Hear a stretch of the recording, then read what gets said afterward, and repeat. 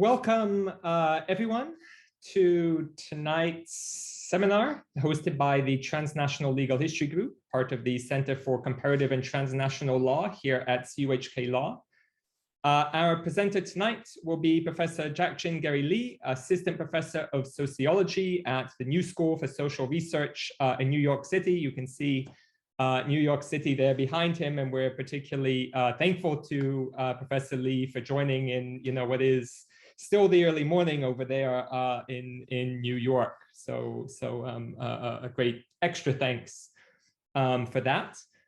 Professor Lynette J. Chua, Associate Professor of Law at the National University of Singapore, is a partner in this research project. She was scheduled to speak tonight as well, but unfortunately is unable to make it this evening in the end. But I'm sure, which of course we're immensely sad about. But I'm sure her spirit and the research she's done, informs all of the work and will be presented by Professor Lee tonight. So the subject of tonight's talk is smallpox vaccination and the limits of governing through contagion in the Straits Settlements, 1868 to 1926. As the title suggests, the talk will explore the history of vaccination in the Straits Settlements over the course of the late 19th and early 20th centuries, and then draw out from that exploration broader themes pertaining to modes of governance reflected in, developed by vaccination policy in that place and period. Professor Lee will speak for about an hour. After that, as is our custom, we will open the floor to questions from the audience and discussion. If you have any questions during the talk, or if you would like to, you have a question that's difficult to pose in writing, you want to pose it yourself, please feel free to write into me at any time, letting me know during the talk or any time thereafter. And we will do our best to accommodate all the questions and put them to the speaker. As always, of course, it's a great part of these events to be able to encourage discussion, dialogue, to engage in these really interesting historical themes. So please do send in any questions you might have. Okay, with that introduction out of the way, let me hand over the floor to Professor Lee. Thank you so much, Professor Roberts. That's a very kind introduction. And with apologies, my collaborator, Professor Lynette Chua, can't be here, but she definitely, she very much wishes she could have made it today. But we're both very, very grateful to Professor Roberts and also the members of the CUHK, team in inviting us and having us speak in your with your intellectual community. And so we're looking forward to a good evening conversation. It is the morning in New York, and actually I'm thankful to you all for actually showing up at this late hour. But in any case, let me kind of maybe share my screen, and while doing so, perhaps we should talk through a little bit of of some of the key issues that seem to be particularly pertinent for us. So I think one of the big surprises when I first started the research really had to do with how long it took for smallpox vaccination to be successfully institutionalized in the Straits Settlements, which is the colonial, the British colony that preceded, I think, the modern, post-colonial states of Malaysia and Singapore. The Straits Settlements consist of Penang, Singapore, and Malacca. And they were really the administrative centers or the satellites, if you may, of the entire, basically Malay Peninsula. In any case, it took several years, and hence, the long duration of time we cover. The talk shouldn't take more than 1 hour, so I'm just gonna start my clock and begin here. So, deriving its name from vacca, or cow in Latin, vaccine is a modern public health instrument in the making of physically fit, economically productive bodies. So as non-human biological matter that we put into our bodies to alter levels of immunity, vaccines recalibrate our relationships with pathogens that cause disease diseases like smallpox, COVID-19, and more recently, Mpox. They possess the capacity to turn around public health governance, especially laws regulating border controls, travel, and other movements across public and private spaces, such as we very palpably experienced in the relentless and still ongoing COVID-19 pandemic.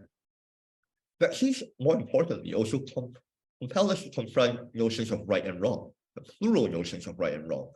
Contestations over access to vaccines and vaccine mandates highlight issues related to existing inequalities and differentiated treatments of populations by class, race, geography, and other lines of social division. So at the very heart of these contentions sit vaccination's boundary-crossing act between humans and non-humans. More than other strategies to control diseases, vaccination creates an interconnection between humans, non-humans, and objects. And so this ensemble of characters includes scientists, health officials, medical professionals, biological matter that constitute the vaccine, and vaccination technology itself. Vaccination, therefore, is fraught with ever-present possibility of failure, whether due to malpractice, corruption, uncooperativeness, inaptitude, or breakdown. Simply put, the more agents you put into the picture, the more risk and the more vulnerabilities you possess. The multiple possibilities of failure forge a critical counterpoint, we argue, to concerns with the expansion of legal technologies in public health governance and morally charged debates over vaccination. So compare, for example, like impositions of the rhetoric of lockdown, right, on the one hand, and the language of consent and the employment of incentives in vaccination campaigns during COVID-19. The differences in language, I think we know are significant. On the other hand, even in colonial contexts, where the state's authority was arguably unfettered, arguably not limited, officials also balked at making vaccination compulsory throughout their jurisdiction. Such striking contrasts provoke questions about vaccination's impact on public health governance and the projection of state power. So to explore these issues, we analyze news and official colonial archives relating to smallpox vaccination between 1868 and 1926 in the British Crown Colony of the Straits Settlements, particularly its administrative center of Singapore, where the governor sat, most importantly.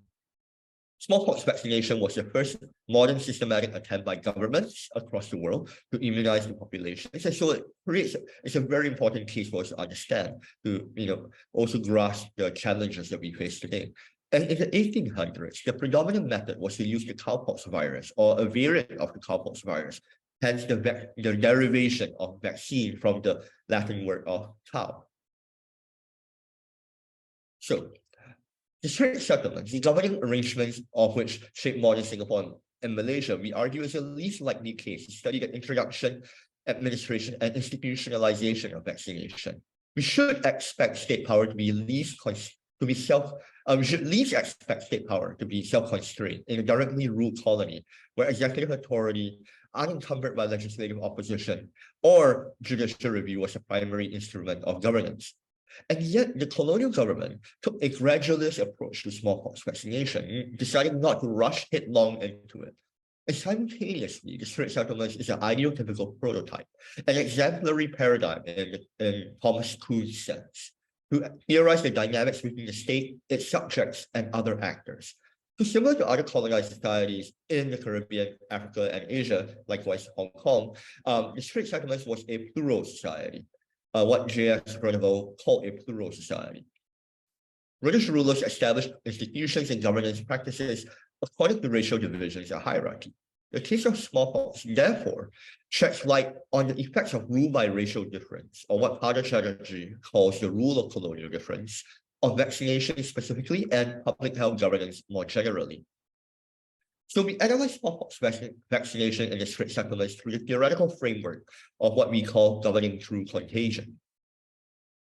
In an earlier piece of writing, a chapter actually in this book, when we first examined public health governance in colonial and post-colonial Singapore, we formulated GTC, or governing through contagion, to help us understand strategies of control against contagious threats, as past and present colonial and post-colonial governments and their populations engage with strategies of control such as quarantine, vaccination, and border restrictions, they recursively produce social processes and social political formation that makes up governing through contagion. So flexing power over individual subjects, governing through contagion prescribes behavior, disciplines their morality, and ultimately strive to ensure that these subjects keep healthy, avoid incurring medical costs, and stay productive as a population so as to achieve the political order's larger economic aims and secures its legitimacy.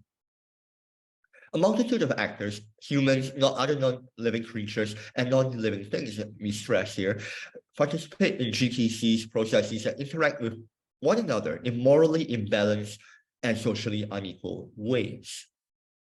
So as a formation of power, GTC, governing through contagion, may coexist with, enhance, or otherwise influence other forms of governance, and regimes of control unrelated to the primary aim of managing infectious diseases. So, for example, GTC, governing through contagion, may coexist with democracy and authoritarian rule alike. So, with our analysis of smallpox vaccination in the Straits Settlements, we further elaborate on two theoretical strands of governing through contagion. One, governing through contagion's power rests on the interconnected workings of human and non-human agents. Both human and the non-human and non-living possess the capability as well as unpredictability to influence the strategies of controls engaged by governments and other humans to combat contagious diseases. Law as a technology created and employed by human actors to implement vaccination and other strategies of control doesn't necessarily drive governing through contagion in the direction desired by these human actors. And number two, resistance. An important feature of governing through contagion can, we highlight, produce unintended, inequitable consequences that feed a phenomenon we term endemic interdisconnectedness, where connections exist, but these connections are fundamentally imbalanced, are inequitable, in other words. It is not a lack of connection, but rather a connection that is dysfunctional, in another sense, or in other words. Here, we notice an insidious side to the human utilization of law and other technological powers. When a government resists law alongside other technologies used to impose strategies of control, the actions and ensuing responses by the government and allies can lead to the reinforcement of inequalities already existing in their societies. And so, to resist is to really incur the cost of resistance. So our introduction of governing through contagion has coincided with critical analysis of public health governance that commonly focus on the employment of emergency or expansive legal powers to curb the spread of SARS-CoV-2, the virus that causes COVID-19. These analyses, for example, Giorgio Agamben's, have emphasized, for example, concerns for the ways in which public health authorities impose legal restrictions on human movement and other social interactions. And according to those views, COVID-19 and other epidemics offer an opening for the broadening of state control, the expansion of sovereignty, or worse, for the cover or the rise of consolidation of authoritarianism. But we depart from these premises. Beginning from a different point of departure, we argue that pandemic governance is not necessarily a prelude to despotism, nor totalizing in its reach. Indeed, the state usually exercises great control, but it doesn't always gain complete dominance over social life. The strategies of control are critically susceptible to the recalcitrance, shortcomings, and quirks of human and non-human connections. So based on our study of historical and contemporary Singapore, governing through contagion comprises of three interlocking features. One, centralization and technology of law. So the mode and degree of centralization of state legal infrastructures, or legal technology, strongly influence the development of GTC, governing through contagion. The more centralized these technologies are, the more totalizing governing through contagion can become. In Singapore's case, the colonial years of 1868 to 1926 laid the foundation for its legal technology to deal with contagious diseases. particularly with regards to vaccination. Responding to the recursive relationships between humans, critters, and germs, the colonial state set up the infrastructural scaffolding for centralized control of contagious threats. And so after decolonization, the post-colonial government retained and emboldened the colonial scaffolding. Its adaptation of Westminster parliamentary infrastructure, which functionally fused the legislature and executive, and the dominance of a single ruling party, enabled the expeditious enactment and administration of law and regulations. So number two, normalization and technologies of moralization.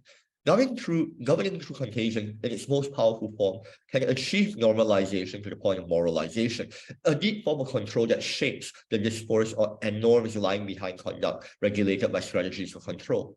It is very extreme. Subjects will obey strategies of control without the need for explicit enforcement, and perhaps with full participation, moral endorsement, and acceptance, reporting on and demanding other subjects comply. Governing through contagion achieves normalization, moralization by employing law and other technologies, such as vaccines, masks, contact tracing apps, social media, so on and so forth.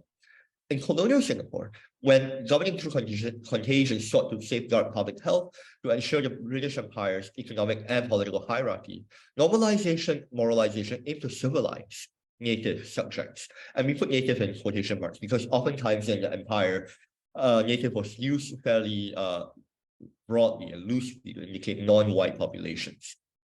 Native subjects, whose habits colonial officers feared would induce contagious spread. In the post-colonial era, governing through contagions, normalization, moralization focus on constructing socially responsible subjects who are resilient, productive, and united under a singular national identity. And thirdly, interdisconnectedness and rearticulation of difference. Contagion thrives on interconnectedness with and among people by way of technologies such as food and land exploitation, transportation, and dense urban architectures. We use such technologies as quarantine, masks, and vaccines to disconnect, to separate, in other words, contagion from humans and the possibly infected humans from the uninfected. Strategies for control could lead to disconnectedness. This kind of like say imbalanced connections that we talked about. Inequitable social divisions and asymmetrical relations that often exacerbate existing inequities. In colonial Singapore, interdisconnectedness emerged between ruling elites and the colonized, and amongst different classes and ethnicities within the latter. In the post-colonial era, disconnectedness may run between citizens and foreigners, genders, and migrant classes. So the three themes of GTC highlight the powerful and yet moderated role of law in public health governance.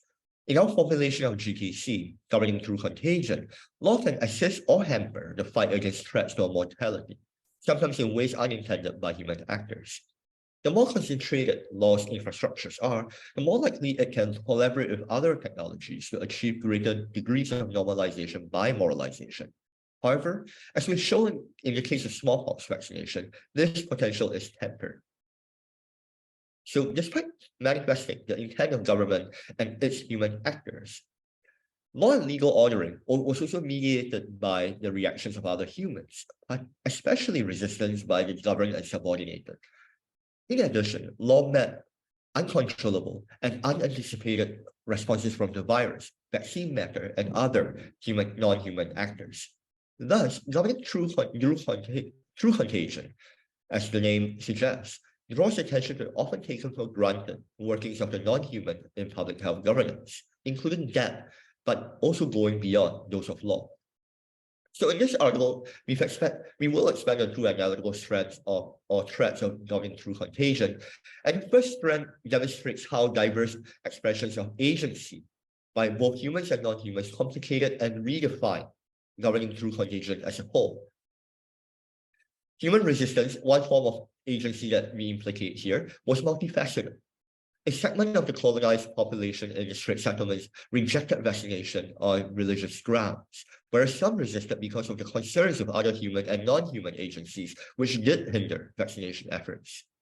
It included the corruption and incompetence of officials, deficiency medical technology, and the dubious vigor of the vaccine virus, the term that was used for the smallpox vaccine then. The actors involved in governing through contagion include law, which is essential but not determinative. In the Straits Settlements, the initial lack of centralized lawmaking powers hampered at the very beginning colonial authorities. But gradually, the vaccination project moved forward after the government enhanced its legal powers and after medical technology and the vaccine virus also cooperated better with human efforts to improve their constitutions. Now the second thread. The second analytical thread focuses on human resistance. One is governing through contagions, critical processes, and irreducible, equivocal consequences. As governing through contagions develops, normalization and moralization tends to meet with resistance when the government refuses to comply with strategies of control, embroiling the state and subject in back and forth contestation. Resistance sometimes disrupts strategies of control and counters the power of technologies, including that of law. These actions remind us of the everyday micro forms of resistance performed by marginalized populations and that are often romanticized in social scientific scholarship. However, the case of smallpox vaccination in the Straits Settlements serves as a sobering reminder to such romanticization. Resistance to persistent strategies of control to regulate public health can produce inequitable consequences of their own, reinforcing the interdisconnectedness that is already endemic in a given society. So specifically, we link vaccine resistance or hesitancy to not only to the spread of recalcitrant beliefs, but also to human perceptions of and corporeal relationships, bodily relationships with other humans and non-humans involved in vaccination.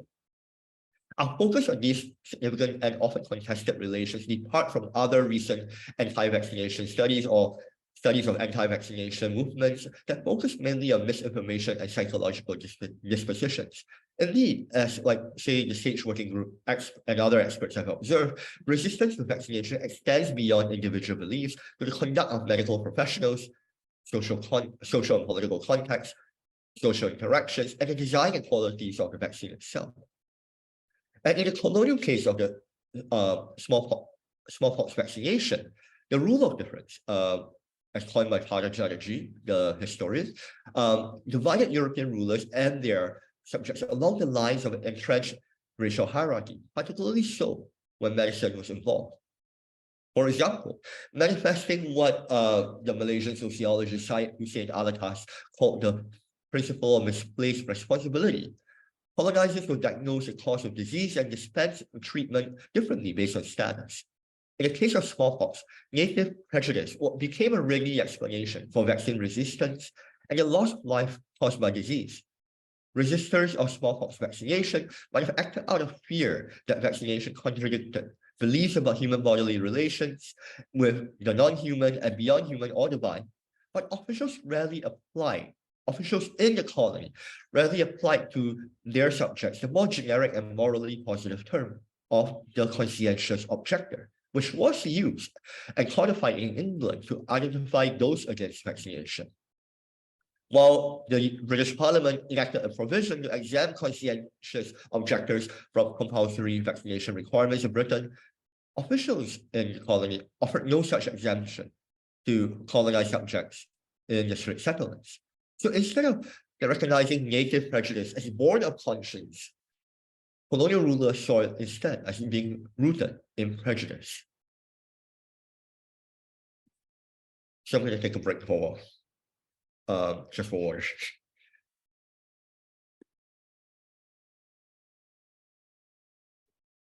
Okay, so where and when the smallpox virus named variola first came to live among humans is unknown. What is clear is that long before the British claimed Singapore as a trading post in 1819, and before their settlement in Penang in 1789, in the late 18th century, variola was already roving around the island and other territories that would later form the British Crown colony of the Straits Settlements. Passing from human to human through droplets in the air or left on objects, such as clothing and bedding, variola would go on a rampage from time to time.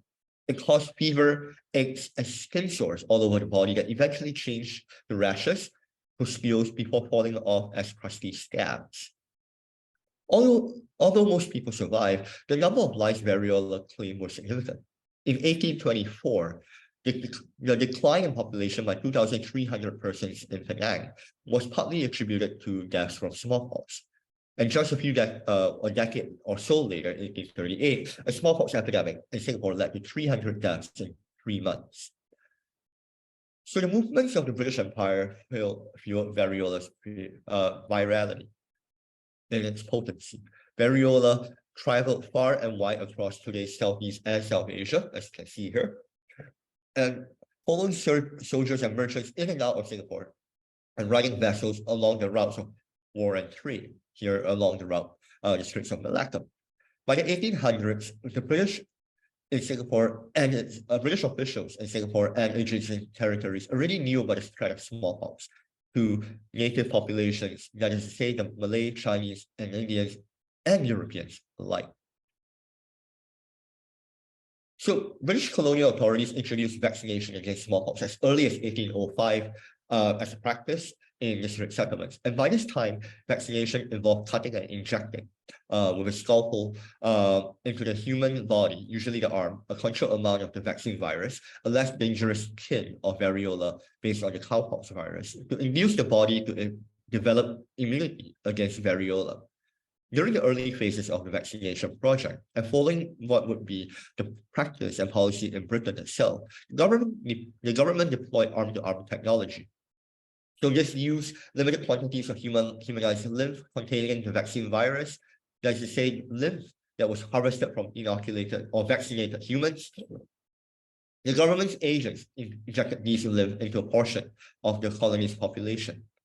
If the vaccination induced the intended immunity, the agents would then extract the lymph from the vesicles that resulted from being infected by the implanted virus and inject it into the next person. And this was a way of sustaining, more or less, the supply of the vaccine locally.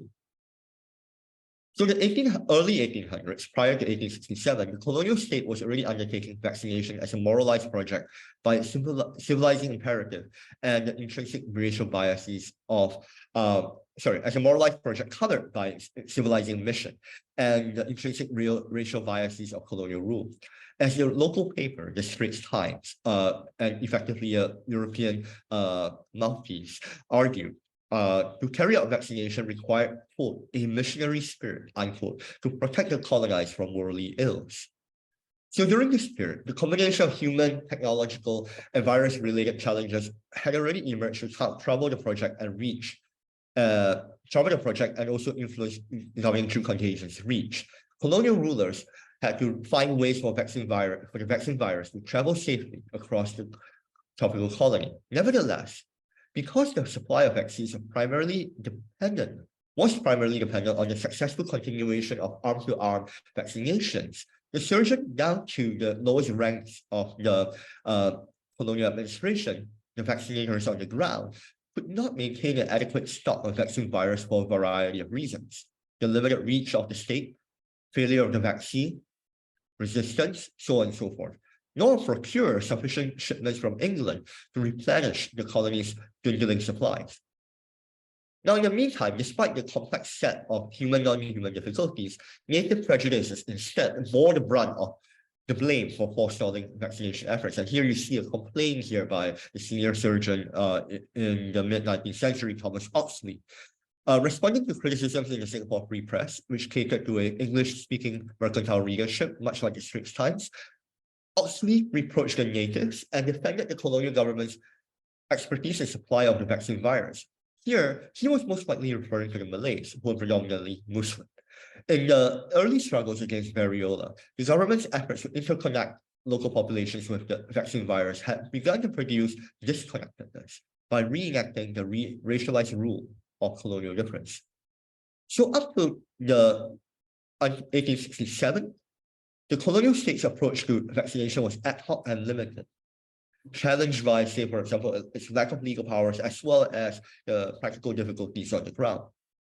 This began to change in 1867 when the British placed Singapore along with Malacca and Penang, together with Province Wellesley, which was opposite of Penang, under direct rule under direct rule as the crown colony of the Straits Settlements, and so they will govern together with the headquarters or the center of governance in Singapore. Being a standalone crown colony, which was also Hong Kong status, the Straits Settlements had its own legislative council, which enabled its own governor to dominate lawmaking. The Legislative Council passed the Straits Settlements 1868 Quarantine Ordinance, followed by the first vaccination law, the 1868 Vaccination Ordinance, together with the accompanying ordinance and registration of births and deaths ordinance. This legislation, along with others like the registration of births and deaths, like as I mentioned earlier, formed the backbone for governing through contagion. So far from treating compulsory vaccination as a provision that can be imposed readily upon docile populations, officials debated the extent of local resistance and what to do with it. Compared to the strategy of quarantine provided by the 1868 Quarantine Ordinance and its various amendments, the government actually expressed greater reluctance to move swiftly with vaccination mandates. They were much more hesitant to proceed despite the nomenclature of compulsory vaccination that the Act, or rather the ordinance stated. Thus, despite having the legal technology, officials were concerned actually with how native prejudices vitally affected the colonial mission. But in the end, vaccination as a moral mission triumphed over native opposition. While the government was contemplating native prejudices, the colony's commissioner of police and colonial surgeon were receiving reports of smallpox, having carried off, quote, several hundred within the last 4 months, end quote, half of whom were Muslims. With these reports resounding in the background to Straits Settlements officials, native beliefs were imminent public health threats. So in November 1868, these immediate concerns resulted in the Vaccination Ordinance, and this ordinance required all children 7 years and younger in the colony to be vaccinated, whether upon birth or upon arrival in the colony. Still, the moral mission did not completely prevail, as we have noted. Concerns about native prejudice tempered compulsory vaccination, indicating that centralized legal technology did not single-handedly direct governing through contagion's development. The enactment of the Vaccination Ordinance contained a quasi-compromise that kept in mind native resistance, at least of the overt and perhaps politically destabilizing kind. The government would bring the Vaccination Ordinance into operation, quote, as they stated, by degrees, and to take every precaution to make it understood among all classes of the native population, end quote. So the Governor Council, the governor acting along in concert with his, effectively what was his cabinet, the Executive Council, thus had the discretion to start or suspend compulsory vaccination according to their interpretation of local circumstances and sentiments. So compulsory vaccination across the colony thus commenced only in phases. In Singapore, it started on May 1st, 1869, in Penang and Province Wellesley, October and November 1869, respectively, and Malacca finally in September 1st, 1870. Local populations here and there complied with vaccination mandates, but the take-up rate soon slowed. To explain the situations, although officials quickly returned to the old trope of native prejudices. So, for example, after smallpox broke out in Province Wellesley across Penang Island, the deputy superintendent emphatically attributed a smaller decline of about 20% in vaccination rates from 499 in 1870 to 398 to 1871 to religious prejudice. Quote, as he said, the Malays say that smallpox is a visitation of God, and it would be wrong to try to stop it, and that will bring his anger upon them, end quote. But in truth, this trope of native prejudices proved oddly fickle for officials to keep straight, and forcing them to adapt their tale according to nature and degree of resistance. Officials would run into such prejudices in one place amongst one group, but detect none amongst a similar social group in a different location. They would also explain away support for vaccination for those they deem amenable. For the natives, they deem amenable to European influences. Moreover, the project encountered resistance in ways more complex than officials will want to suggest beyond native prejudices in the reports of the first 2 decades. Now, not all natives who resisted vaccination did so on cultural and religious grounds. Some defied compulsory vaccination because colonial agents were corrupt and incompetent. Others resisted because of inferior medical technology and problematic vaccine virus. To these resistors, improper agencies of both human and non-human kinds harmed instead of protected their children. But whatever their these resistors' motivations, colonial officials frequently othered them as backward and morally deficient. So the Vaccination Ordinance, as I'll lay out here briefly, set up multiple steps and agents involved in the smallpox vaccination of children. And so after a parent or legal guardian receive a notice of vaccination from the Registrar of Births and Deaths, remember this is coordinated with the Registration of Births and Deaths Ordinance, you have to bring their child to the vaccinator in their district to be vaccinated. Local police often help by ensuring compliance, assembling parents and their children for vaccination, for example, at the police office. Parents and guardians who fail to comply would be fined and prosecuted if possible, if they could be reached, for example. 1 week after the vaccination, the parents had bring their child back for inspection. And if the procedure succeeded, the vaccinator would extract from the child lymph that was produced by being infected with the vaccine virus and use that lymph to vaccinate the next child. However, if the vaccination failed, no such controlled infection resulted, the child would have to undergo the same procedure again. As you can imagine, this was fairly, this would cause a fair amount of, let's say, irritation amongst the colonized. The colonial project's smooth functioning therefore hinge on the coordination of technology and vaccine virus, as well as parents' willingness to bring their children to the vaccinator. So a community of Malay Muslims in Province Wellesley refused to cooperate with the system of vaccination.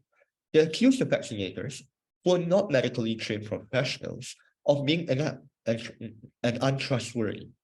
In 1873, led by Mat Yusof, this group petitioned the colonial authorities of Penang. Regardless of whether these accusations were actually scientific sound, the group highlighted the risk of vaccination, especially when conducted arm-to-arm by medically untrained staff and without adequate hygiene practices to prevent the transmission of other diseases. And so the resulting situation proved to be impossible for them. Parents who wanted to protect their children from, say, improperly conducted vaccination had to either face the law or flee. Additionally, Mat Yusof and his companions, his fellow petitioners, accused the vaccinator of Province Wellesley, 1J Cornelius, of soliciting and taking bribes from parents who wanted to avoid vaccinating their children. Pointing to lapses in the duty of the chief medical officer, who was also the superintendent of vaccination, they demanded a medical professional be appointed on the ground and from England to perform vaccinated duties full-time, instead of, potentially corrupt officials like Cornelius, who was not actually, in fact, medically trained. Following these accusations, the government arrested, fined, and also imprisoned Cornelius in late 1873. But rather, curiously, rather than regarding this episode of misconduct as a primary concern in his annual report on vaccination, the chief medical officer first noted the problem that Cornelius's dismissal had caused for the staffing of vaccinators. He only indirectly addressed the issue of incompetence and corruption by mentioning the need for constant supervision in his conclusions. Government pharmacists, in other words, temporarily filled in Cornelius's duties in the latter half of 1874. And despite this being a relatively positive change from the use of medically untrained vaccinators, this was an ad hoc arrangement that remained a far cry from what Mat Yusof and his group had requested. And furthermore, Cornelius's post was refilled in 1877, continuing the long pattern of the employment of non-medical professionals as vaccinators in the Straits Settlements. And perhaps we might speculate that the government was reluctant to expand greater resources of vaccination campaigns. The colonial government recorded its vaccination campaigns in terms of average cost per successful vaccination. Employing a surgeon for the dedicated purpose of vaccination would increase the expenditure. To it, vaccinators drew an annual salary of about $360. Medically trained officials, like the colony's principal medical officer and the assistant colonial surgeon, earn, in contrast, about $2,000 to $4,000 per year, a very big difference. So given the even unlimited success of vaccination, something officials recurrently blame on native prejudices. Raising personnel costs would likely have compounded for them the erratic increases and erratic shifts in the cost of policy implementation. So apart from corrupt or incompetent agents, some natives resisted because of technological impediments and inferior vaccines. From the late 1860s to the late 1880s, vaccination in the Straits Settlements relied primarily or only on humanized lymph, obtained through arm-to-arm vaccination originating from England. And according to imperial policy, and similar to the approach taken to in Britain itself, the colonial office will distribute to the colonies an initial stock of humanized lymph produced by the British National Vaccine Establishment, or in the case of the Straits Settlements, the Apothecaries Hall in London. So provided with such shipments, vaccinators would then maintain local supplies through arm-to-arm vaccination, which I detailed earlier. Unfortunately, the vaccine virus contained in English lymph eventually deteriorated after sailing across oceans and seas under substandard conditions of storage and during drastic climatic shifts. So by the time the vaccine virus arrived in the tropical colony of the Straits Settlements, it frequently did not collaborate with the human efforts of vaccination. In 1881, beginning in 1881, medical officers in the Straits Settlements expressed concerns about what they called the, quote, uselessness of the English lymph and receive, end quote. So poor lymph quality contributed to high vaccination failure rates. Failed vaccinations also did not generate usable vaccine virus for vaccinators to harvest and inject to the next child. The government consequently had to ask the parents to bring their children back for more injections and inspections when it failed. So perhaps this widespread problem of inferior vaccines was also part of what Yusuf meant by what they call the cruelties committed, end quote, on Malay children. And so this is now we turn to the rise of the bovine, the rise of the cow.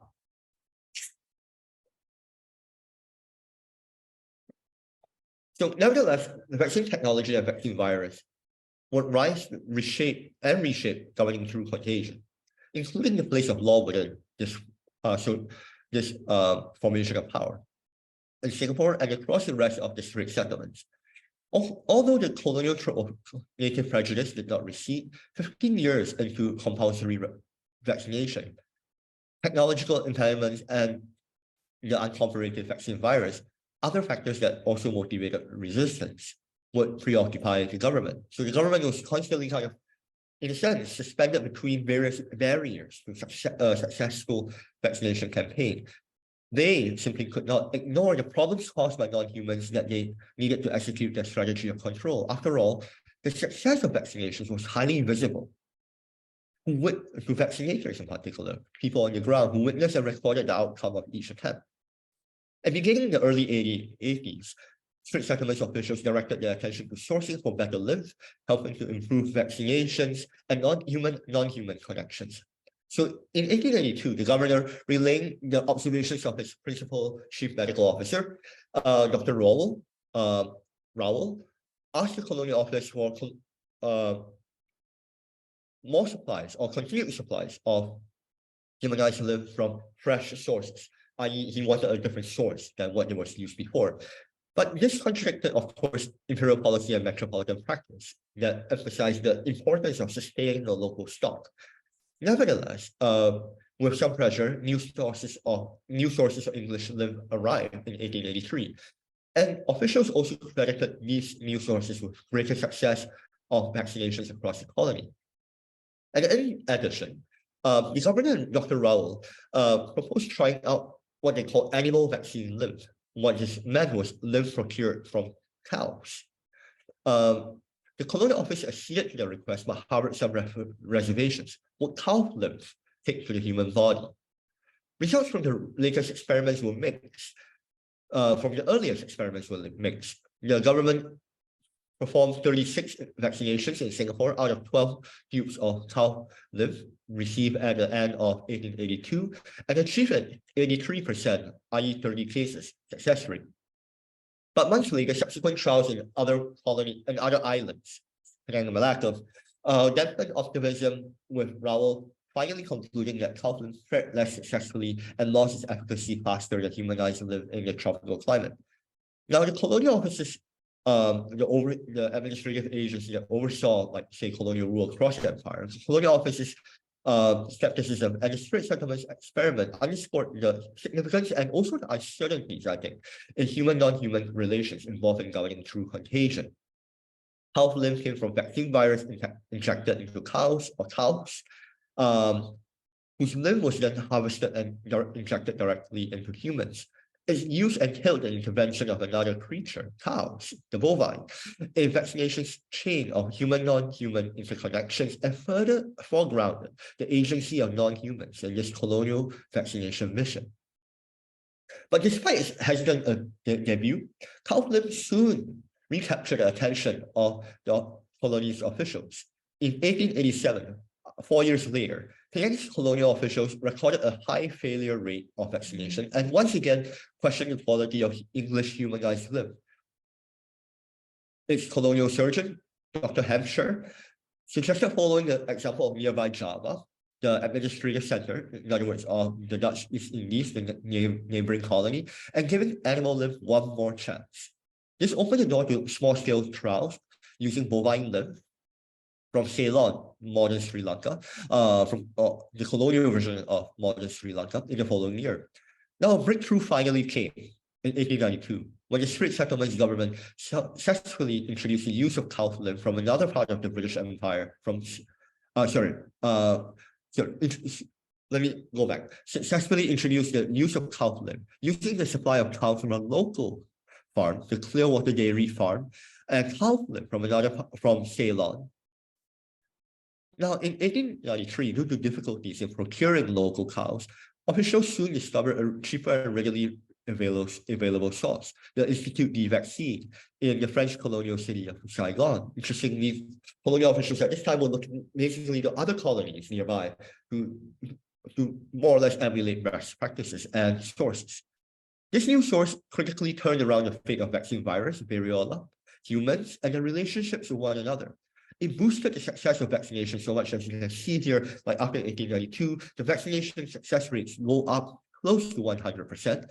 That officials stopped relying on English lymph altogether. And around the mid-1890s, the Straits Settlements reduced their reliance on arm-to-arm technology to generate lymph supply, preferring instead the use of fresh supplies of cow lymph from Saigon, which was directly injected into humans.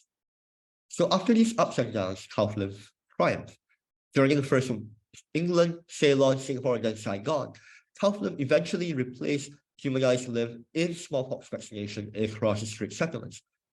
According to colonial records, the rate of successful vaccination fitfully increased in the 1880s and steadily so from 1893 onwards. Officials proclaimed, quote, the bulk of the population is fairly protected against smallpox as a result. This confidence persisted even when the overall rate of successful vaccinations across the colonies dipped slightly to 92% in 1900. By exploring these new relationships with the vaccine virus and alternatives to interconnect humans and non-humans, the colonial state finally overcame uncertainties over vaccine technology and quality. The triumph of cow lymph will amplify governing through contagion, as variola stubbornly survived and continued to trouble humans well into the 20th century. So no longer preoccupied with vaccination rates, the colonial state turned towards expanding its vaccination mission. It felt more confident about taking advantage of its centralized legal technology. Enacting ever more expansive legislation to implement vaccination in the wake of cow lymph's success, its actions demonstrated the influence of non-human agencies on the relevance of law in governing through contagion. So the point here is that, in a sense, law and legal ordering is dependent on, say, agencies that lie beyond the human. In 1915, the Legislative Council finally enacted the Quarantine and Prevention of Diseases Ordinance, QPDO, the Quarantine and Prevention of Diseases Ordinance, QPDO. The Straits Settlements' first comprehensive public health legislation that essentially became the framework for the current post-colonial Singapore's IDA, Infectious Diseases Act, that combined and enlarged strategies of control found in the patchwork of laws, regulations, and directives that is spread, at part at various times. So sections 42 and 43 of the QPDO, this comprehensive health law, systematically went beyond previous policies aimed at children. It extended compulsory vaccination of inmates of prisons, the institutionalized poor, and adults, immigrants, disembarking from ships arriving from China and India. This was also the first legislation to mandate revaccination on a systematic scale. This was, in other words, the first law that required boosters, as we call it now. It turned out that the vaccine virus could not stay vital forever in the human body, or the effects of the vaccine virus could not stay vital forever in the human body, and vaccination did not confer lifelong immunity. So realizing that single vaccinations were insufficient to stave off the recurrence of epidemics, the government decided to require revaccination for the above-mentioned categories of adults: destitute, the imprisoned, working class, and immigrant.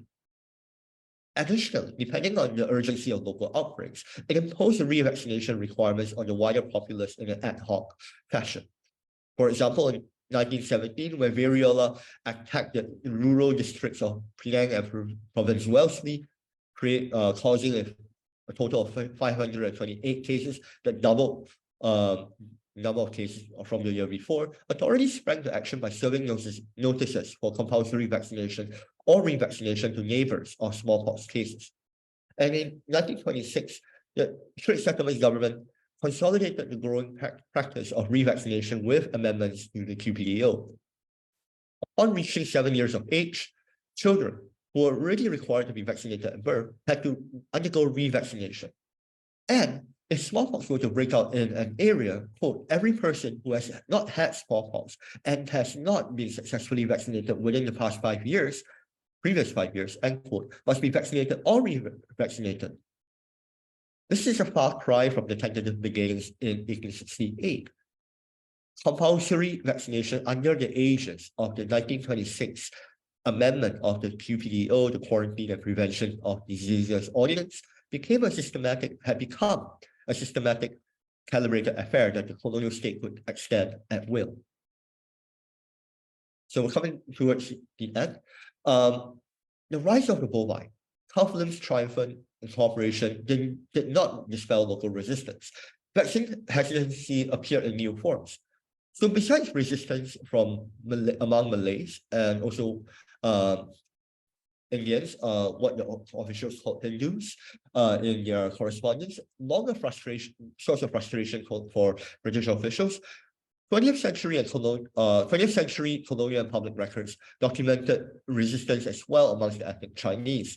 Some of these resistors were the English-speaking, whom officials could not as easily dismiss as being unexposed to the self-proclaimed civilizing influence of the British. So to illustrate with this letter from a concerned father from a father in 1928, this father wrote a letter to the editor in the Singapore Free Press and Mercantile Advertiser, complaining that he was ordered to bring his 8-month-old baby for vaccination within 3 days or else pay a fine of up to $10.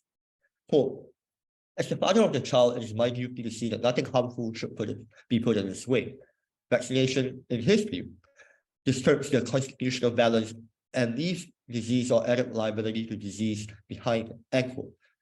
So this parents' opinion likely stemmed from a syncretic belief that vaccines threaten the body constitution, a term actually found in traditional Chinese medicine. A related and subtler form of resistance also emerged in the form of imperfectly conducted vaccinations.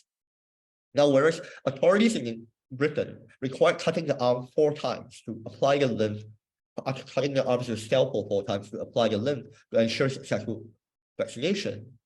Local vaccinators might only cut a delicate child, what they call a delicate child, once.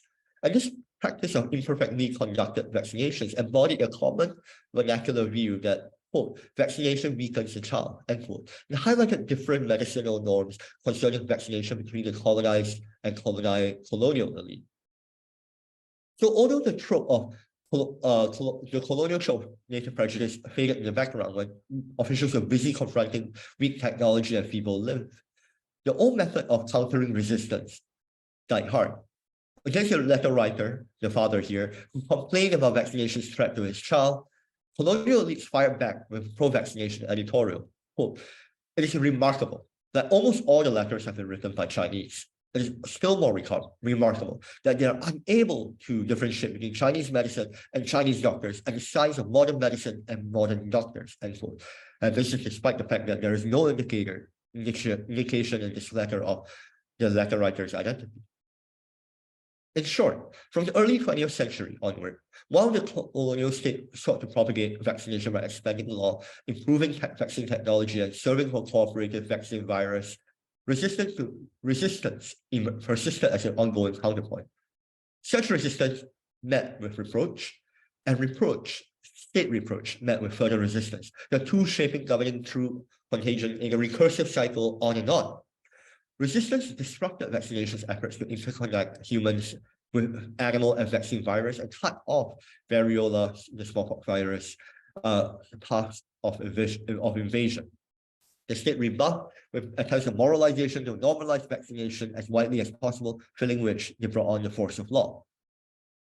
Those who resisted and who held up endured state sanctions and othering, and they did not vaccinate, possibly illness, death, or blame for infecting others. By the 1900s, the project's counterpoints of moralization, normalization, and resistance have produced what we call endemic interdisconnectedness.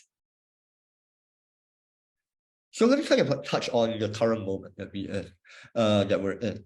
This is in a way drawing the lessons from, let's say, from the past, from 100 years ago, more than 100 years ago. Like smallpox vaccination, COVID-19 vaccination involved the crossing of the human-non-human boundary by injecting biological matter taken from the SARS-CoV-2 virus into the human body, or rather, or our mRNA, so on and so forth. More than 1 century after the colonial mission of smallpox vaccination began, human and non-human actors interacted with one another to direct the post-colonial nationalist project of COVID-19 vaccination and Singapore's broader development of governing through contagion. So let's conclude here by reflecting on the potential links between smallpox and COVID-19 vaccination as governing through contagion strategies of control, both as governing through contagion strategies of control. Medical technologies have since improved vastly since then. The technology for smallpox vaccination differs greatly from the technology for, say, for COVID-19. And the respective viruses in question, variola and SARS-CoV-2, behave differently. Smallpox vaccination involved a colonial government, whereas COVID-19 implicates a post-colonial independent nation state. Nevertheless, we still find resonances along the three themes of governing through contagion that we have identified. Decentralization and technology of law. Law was a necessary but not sufficient condition for both vaccination projects. Vaccine and vaccination boundary crossing of human, non-human, boundary, their technological implications and possible reactions from governed populations were other important factors. At the beginning of the smallpox vaccination mission, the colonial government struggled without centralized legal technology. That required greater efficacy when it was able to set its own laws and regulations as part of a directly ruled crown colony. Nevertheless, compared to its heavy-handedness and imposing quarantine and other strategies of control, officials wrestled with native prejudice and debated about mandating vaccination for all. In contemporary post-colonial Singapore, right from the start, the post-colonial state possessed centralized legal technology inherited from and greatly enhanced since the colonial period, but it also bowed it balked at making vaccination compulsory. Instead, it strongly encouraged vaccination through laws already in place for other strategies of control, to the point that choosing not to vaccinate became highly impractical. For instance, for example, until April 2022 last year, it prohibited unvaccinated persons from dining out at restaurants and cafes or entering shopping malls. When it launched child vaccination, children whose parents did not agree to vaccination were allowed only to attend class and barred from after-school activities. It also stopped covering the COVID-19 expenses, medical expenses of people who chose not to vaccinate. In normalization and technologies of moralization, the colonial government treated smallpox vaccination as a beneficent act that advanced the civilizing project and rebuffed local resistance as native prejudice that got in the way. With COVID-19, the post-colonial government buttressed the construction of a socially responsible subject who strove to stay healthy and did not pass the virus to others, so they could continue to contribute to economic production and not burden the state. And despite the differences in moralization aims, both governments complemented their use of law with other technologies to normalize, moralize vaccination. The colonial government and its supporters engaged newspaper, propaganda, and surveillance. In 21st century Singapore, the government enjoyed a greater number of options. And so from the lines here cited, here, you can see, for example, parts of a packaging of a reusable mask that actually my collaborator, Professor Lynette Chua, received at a vaccination center after her first Pfizer shot. The message portrays mask wearing alongside getting vaccinated as a moral act, even as moral imperative, though mask wearing was and is required by Singaporean law in certain settings. After receiving a COVID-19 vaccine, the vaccinated should continue in being, quote, socially responsible by wearing masks to ward off interconnections with the virus. Moreover, by signing off as vaccination, SG, the government campaign depicts getting vaccinated as doing one's part for the nation, what a socially responsible subject would do. In addition, the government also used communication technologies, Twitter, TikTok, so on and so forth, to produce a series of multilingual advertisements. For example, most memorably, vaccinate already, or sudah divaksin in Malay, to encourage the elderly and other vulnerable communities to get vaccinated against SARS-CoV-2 virus. Filmed on sets designed to mimic the familiar settings of kopitiam, markets, and provision shops. This would be equivalent of like filming a whole series of scenes in, say, the Chanting of Hong Kong, found across public housing estates. These advertisements carry languages typically heard in these environments and align with main categories of race in Singapore, ethnic Chinese, Malay, and Indian. These advertisements with Teochew, Cantonese, Hokkien, Malay, Tamil, so on and so forth. The videos circulated on broadcast and social media reportedly asked, "What are you waiting for? Why haven't you taken your jab?" Before proceeding to explain the benefits and limited risks of vaccination. And in this framing, the advertisements place the onus on the audience to explain the delay in getting vaccinated. So lastly, I just want to touch on, I realize I have about a minute and a half left. Reminiscent of the colonial government's attempts, the efforts of the post-colonial government to normalize and moralize non-human interconnections of vaccination produced endemic interdisconnectedness. Both cases re-articulated differences in ways distinct to the time and place. Smallpox vaccination pitched European ruler against local subject. COVID-19 vaccination fueled existing inequities along lines of race, class, and legal status as government actions against resistance single out some groups while shielding others. So I'll just give you one example. So even though, like, say, general public health messages targeted generic English or Singlish speaking public, the language-specific advertisements, the ones in Cantonese, Teochew, Malay, and Tamil, targeted social groups that were identified with being resistant to vaccination, namely the elderly, the working class, and other marginalized communities who spoke these languages as their first language. The advertisements occlude the fact that some members of affluent English-speaking professional classes rejected vaccination on religious grounds, or at least held off until unvaccinated life became too impractical. Well, to be clear, the government did prosecute an English-speaking anti-vaccination group, including a medical doctor, for spreading false information and defrauding the Ministry of Health. However, what we highlight here is, unlike the advertisements that marked out beliefs and identities, the prosecution and media coverage focus on the behavior rather than identities of these advocates.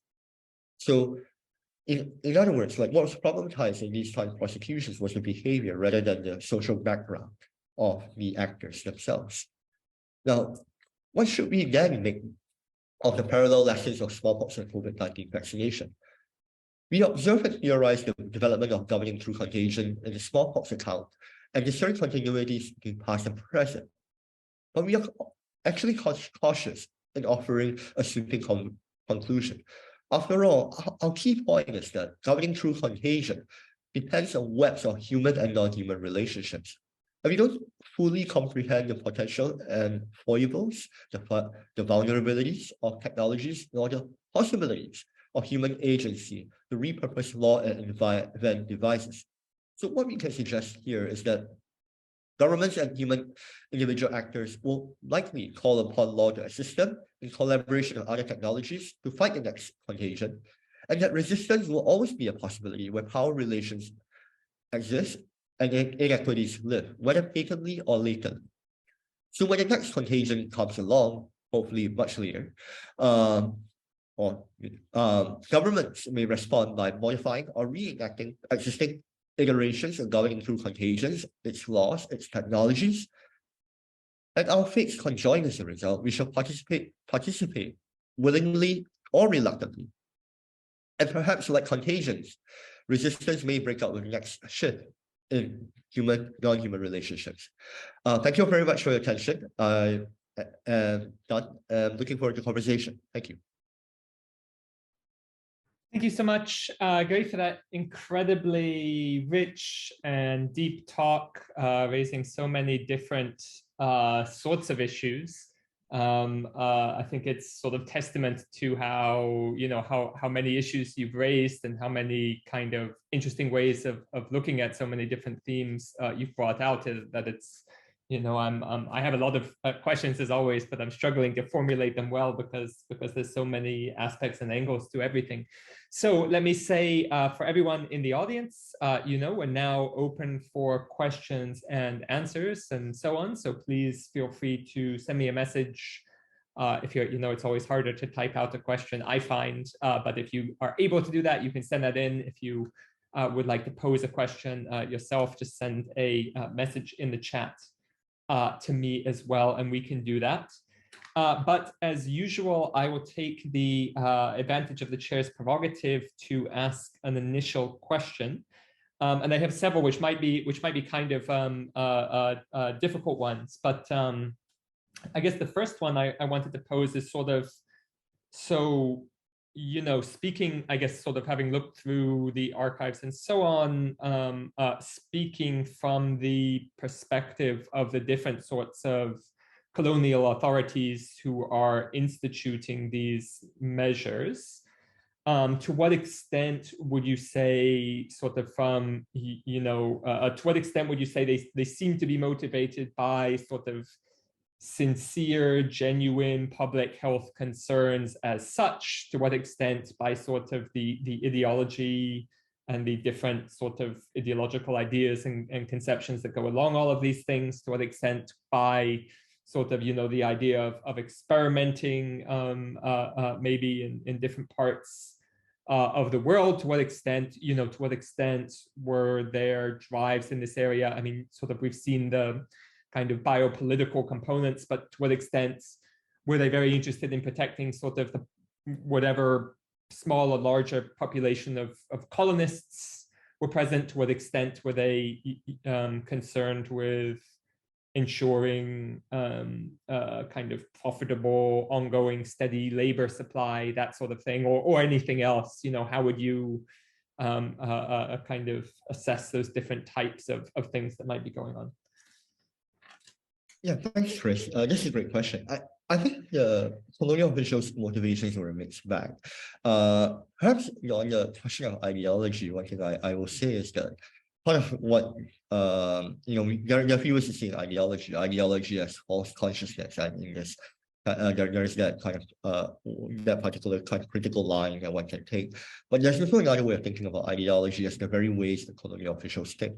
And so in that sense, one might say that they were in fact sincere. They were in fact sincere in thinking about vaccination as part of the civilizing mission, as a means of moral uplift. And I think that in that particular account, they were making use of a certain kind of a set of moral schemas, a moral framework in which to kind of save the native population from themselves was in fact provided a justification for colonization and control. So I think it's much harder to parse apart, I think, the maybe more cynical motivations from ideological ones, insofar as ideological ones become the very medium through which people think. Now, I think the other part of what your question is, in fact, I think that the colonies became a very important ground of experimentation. And I think maybe one thing I will say is, this is not to say, to put it this way, I align more with historians who think of, for example, the advancements of medical and legal technology in the empire as occurring all at the same time.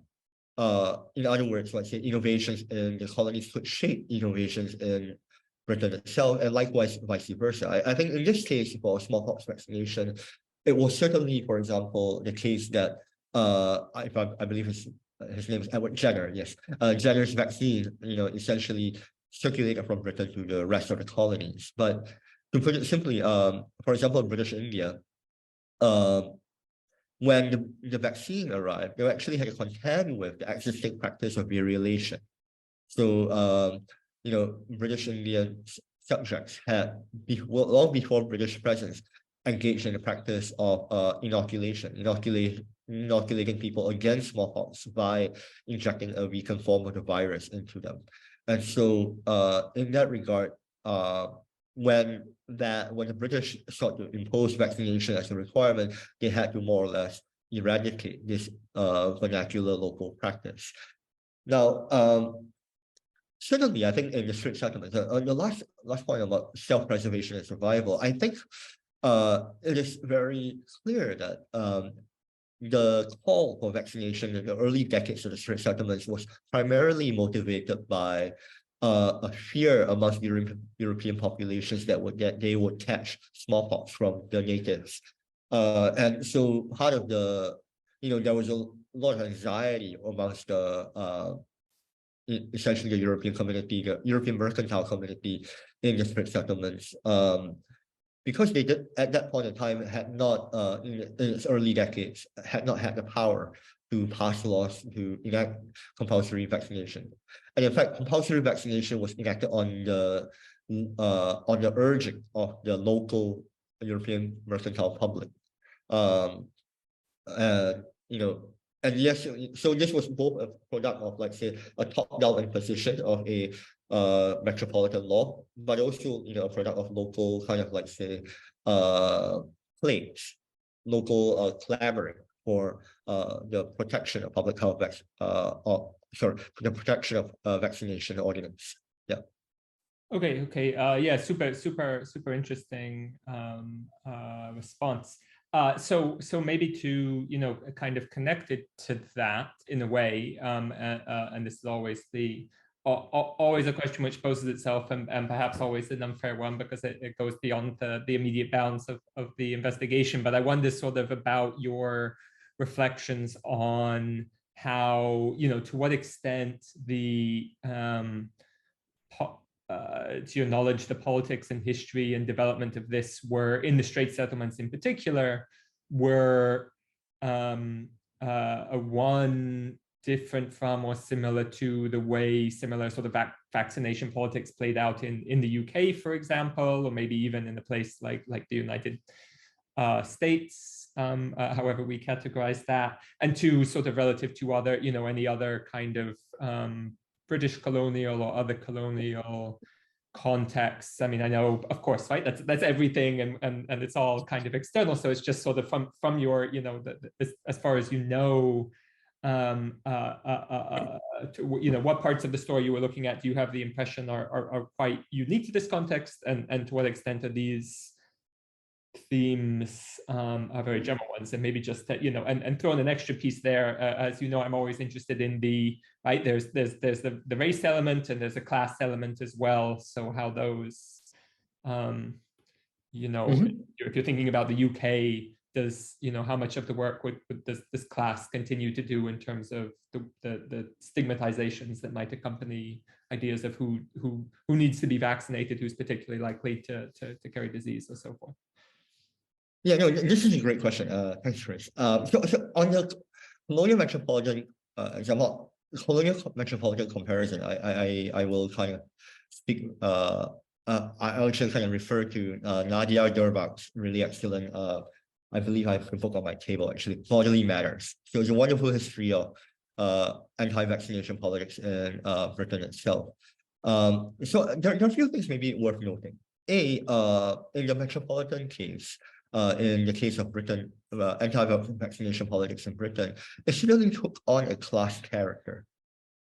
The ways in which, I mean, if we were to say, contrast the colony and the metropole, what one might say is that, and what we might maybe more reductively say is that while the primary kind of like language contestation in the colony was around race, right, around race and around, like, say,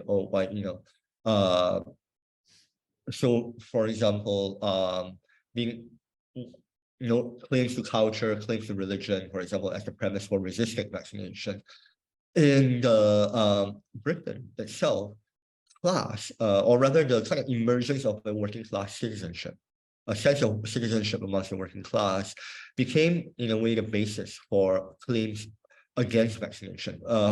What Durbach, I think, documents quite neatly is how vaccination was seen as a middle class imposition upon working class bodies. And this is of course occurring around the time of the Reform Acts, and around the time of like the politicization of the working classes. But herein also lay one contrast. So I really pointed to, like, say, perhaps the greatest salience of class politics in this is not to say that class didn't matter in the colony, but I'm just saying the primary kind of like maybe the language contention. If class was more dominant in the metropole, race was in the colony. But the other point I want to make here is the question of the rule of law. So because it was tied up with notions of essentially working class enfranchisement in Britain, in the colonies itself, because it was tied up with the notions of working class enfranchisement in Britain, it brought, notions of rule of law were brought up. Rule of law protections, like, say, were brought up to justify resistance to vaccination. Right? This was seen as an intrusion on the body or a illegitimate state imposition. But on the other hand, that kind of trope did not emerge as much in the colonies. So what was surprising was actually by the very end of this project, we were wondering, like, so we actually got asked, like, what about the rule of law? And in fact, I think, like, say, in the colonies, that on the one hand, the rule of law, minus that kind of, like, say, context of working class enfranchisement, the context of democratization, and also, I think the just very practical difficulties colonial officials face in actually making sure that they could even vaccinate people successfully, the rule of law as a concern did not emerge. But I'll add one last thing. Well, there's one thing that actually emerged in the whole colony metropolitan example. So the very last slide penultimate slide I showed, the letter from the father. And the father actually cites a series of very syncretic views, like vaccination weakens children, for example. And the other thing that he starts to reach for is, like, is vaccination as like it's kind of as a form of contamination of the blood, something that's actually quite familiar in the metropolitan context and even today. But what was really interesting is that he cites, while in making this argument, he cites this magazine called Health and Efficiency that had been published by anti-vaccination activists in Britain itself. And so he was drawing upon, like, say, both local vernacular norms as well as, like, some metropolitan ideas in cobbling together his claims against vaccination. I hope that kind of covers the basis. Yeah. No, that's and that's super. And I found those, as you say, sort of the way that he is sort of formulating those claims and attempting to kind of congeal a sort of a case he can make, as you said, maybe not sort of the rule of law as such, but attempting to give it to find the kernel of the argument that will be compelling was super interesting. Okay, I have another question which I find a little bit difficult to formulate. It has a few parts, so forgive me if it's a little bit incoherent. I hope. I mean, your answers are so good. I imagine you'll make sense of it. But so I think in part it is, in part it's about I suppose how novel the new measures in this.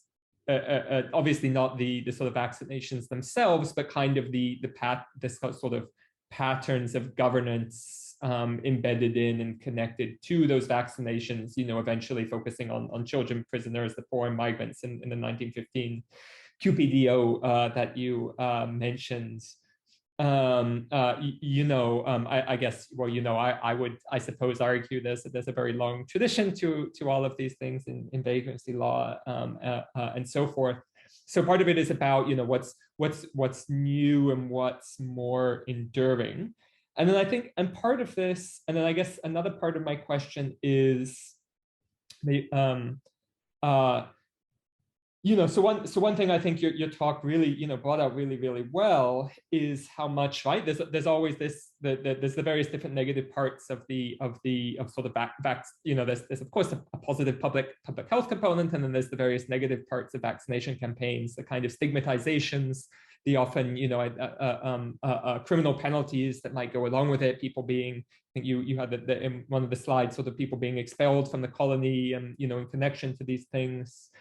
And of course, all of that helps to, right? I mean, I think, we have then and now anti-vax resistance, and one way, sort of say American liberal elites like to look at that is to say, these uneducated masses, how could they not understand the vaccine is good for them, which is of course playing into the same tropes, but also the fact that all of those, there have been all of these sort of restrictive, repressive, negative components in practice in ideology historically means you can understand why people, right? That people have a sense, oh, maybe this isn't a good thing being done in my interests, because there's always been a lot of that type of thing bound up with it, even if, at the end of the day, a vaccine is something good. So, so I mean, so as I said, I'm sort of exactly what the question is there. I'm a little bit unsure about. I mean, in a way, it's sort of, it feels, I mean, on the one hand, it feels to me like sometimes this is an unintentional thing. It certainly seems like a self-reinforcing cycle.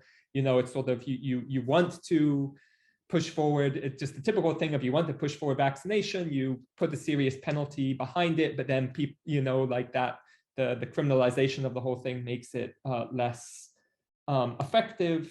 But another is, there seems to be some, right, there's some purpose to the broader social structure that applies those negative lenses. So there's a way in which, how could these public health measures ever escape that? So they're sort of bound up in this a system that defeats the very aims that they're trying to get at. So apologies for how fragmented that was and sort of covering so much ground, but I'd like to throw that at you, I guess.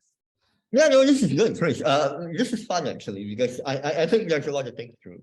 How new is governing through contagion? How different is it? I think maybe I'll answer in two ways. One is like, it's not new. So this is like maybe my way of saying that I think that you can find analogies, similar logics of governance in other domains. I think certainly, Chris, your own work on vagrancy law and the roots of, like, say, for example, the governance of the poor, in vagrancy law, in attempts to try to reform the poor, so on and so forth, that operates on, there is a strong parallel between governing through contagion and these modes of social governance. Perhaps one way of saying that and where is that kind of, like, say, where's that source of the analogy? The analogy source lies in, like, say, the reliance on, like, say, the language of moral reform, right? And also, of course, the tying together of moral reform to the existence of legal penalties for failing to be reformed, for example. And so there are certain kinds of resonances that one can find across domains. No, I think governing through contagion is not in that sense, it's not entirely new per se to, I think, what is a larger kind of, like, say, shift towards the governance of the social in the 19th century. Right, in the 19th century, late 18th century, early towards the 19th century, you begin to kind of, like, see, for example, the emergence of, say, society and social concerns, marginalized populations as objects of governance. That all is true. I think governing through contagion is different, though. So this is the other part of my answer. It's different insofar as that it takes its target and its target and it's kind of, like, say, necessarily kind of, like, say, it's target necessarily, so it's contagion, right? And the kind of the non-human agency of viruses, bacteria, so on and so forth, troubles and perhaps, like, creates a very different kind of configuration that is different from, for example, just, to put it simply, a project to reform, for example, project of education, to put it simply, to use another example, like, the development of public schools, for instance. Like, public governing through contagion is distinct and new precisely because of its, the role that contagion plays within it as well. And contagion not just merely as a target, but also, like, embedded in the very kind of, like, structure and configuration of this formation of power per se. That the entire kind of, like, our experience of COVID-19 really has shown, for example, depending on how the SARS-CoV-2 virus operated, how it circulated, we change our behaviors accordingly. The rules and regulations shifted all together. And so here, like, say, we cannot divorce, like, say, the contagion from the mode of power, the form of governance entirely. I think the other kind of question that you have on anti-vax relationship, anti-vax resistance, I think that's a really important question. What I think our point is that so far a lot of the attention has been spent, I think, even in public discourse, on misinformation, individualized beliefs. But I think there's something much more to that. Like, I think our point is that we have to see anti-vaccination resistance, like, we see many things as embedded in social relationships, as, like, say, and to see, for example, vaccination itself as actually an entirely a relational matter, as creating connections between the human and non-human. I think that more socially embedded view has more promise. So to kind of maybe use the example of the kind of ardent anti-vaccination protester or resistor in, say, in North America and the United States, for example.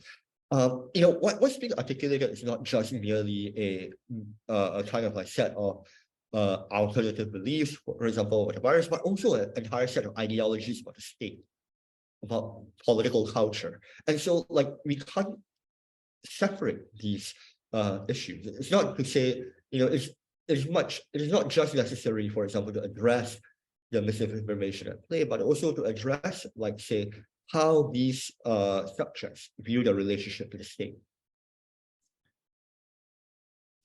Yeah, I mean, yeah, I find that very compelling, and it makes, but of course, it also makes the challenge so much harder because, right, that if the sort of bound up with all of this other parts of the order that keep everyone in place, you can imagine the resistance will never be easy to overcome. Okay, well, I think we're hitting out. Of course, as I said, I can always have endless big questions to ask, but we're hitting our temporal limitations today. So it just remains for me, and on behalf of everybody, forcibly muted by our Zoom protocols, but I'm sure they all join me in very heartily applauding and thanking you for this, really, really fantastic, incredibly thought-provoking presentation. I know we'll all struggle to get to sleep tonight with all of these thoughts in our heads, but and thank you so much for waking up so early to be here with us today, and it was a pleasure as always.